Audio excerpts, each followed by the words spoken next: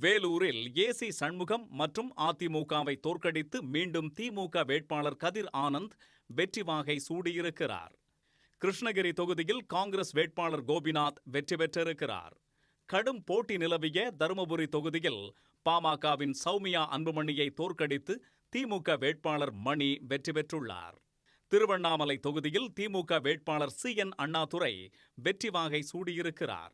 ஆரணி தொகுதியில் போட்டியிட்ட திமுக வேட்பாளர் தரணிவேந்தன் வெற்றியை தனதாக்கியிருக்கிறார்.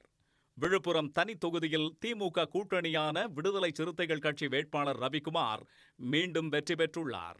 கள்ளக்குறிச்சி தொகுதியில் திமுக வேட்பாளர் மலையரசன் வெற்றி வாகை சூடியிருக்கிறார். சேலத்தில் அதிமுகவை தோற்கடித்து திமுக வேட்பாளர் செல்வ கணபதி வெற்றியை தனதாக்கியுள்ளார். நாமக்கல்லில் திமுக கூட்டணியான கொங்குநாடு மக்கள் தேசிய கட்சியின் வேட்பாளர் மாதேஸ்வரன் வெற்றிக்கனியை பறித்திருக்கிறார்.